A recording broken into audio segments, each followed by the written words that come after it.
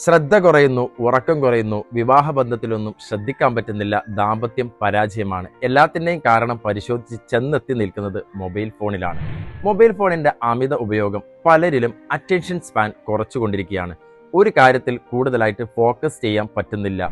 ഒരു മൂവിയൊന്നും മുഴുവനായിട്ടും ഫോർവേഡ് ചെയ്യാതെ കാണാൻ പറ്റുന്നില്ല. ക്ഷമയോടെ ഒന്നിലും ഇരിക്കാൻ പറ്റുന്നില്ല. ഒരു പുസ്തകം വായിക്കാൻ പറ്റുന്നില്ല.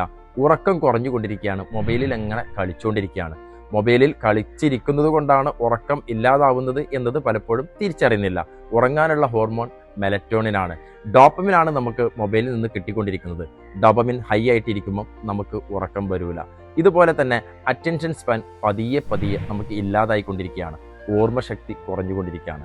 നമ്മുടെ ബ്രെയിനിലേക്ക് നമ്മൾ കണക്ട് ചെയ്തുകൊണ്ടിരിക്കുന്ന റീൽസുകൾ പല വിധത്തിലുള്ള ഇമോഷനുകളാണ് ഒരേ സമയം പ്രകടിപ്പിക്കുന്നത്. നമ്മുടെ ബ്രെയിൻ കൺഫ്യൂഷൻ ആകും. ബ്രെയിനിന് ഒരു സമയം ഒന്നിൽ മാത്രം ഫോക്കസ് ചെയ്യാനുള്ള കഴിവേ ഉള്ളൂ.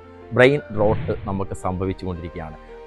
ദാമ്പത്യ ജീവിതത്തിലെ സംസാരങ്ങൾ കുറഞ്ഞു. ഭാര്യ ഒരു ഭാഗത്തൊരു ഫോണിൽ, ഭർത്താവ് മറ്റൊരു ഫോണിൽ, കുട്ടികൾ വേറെ ലോകത്ത്. ഇങ്ങനെ കമ്മ്യൂണിക്കേഷൻ ലെവലും ഇല്ലാതായിക്കൊണ്ടിരിക്കുകയാണ്. മൊബൈൽ ഫോൺ നമുക്ക് ഒഴിച്ചുകൂടാൻ പറ്റാത്തതാണ്. പക്ഷേ അതിനെ പരിമിതപ്പെടുത്തിയിട്ടില്ലെങ്കിൽ നമ്മുടെ ബ്രെയിനിനെയും എല്ലാത്തിനെയും നശിപ്പിക്കാൻ അത് കാരണമാകും.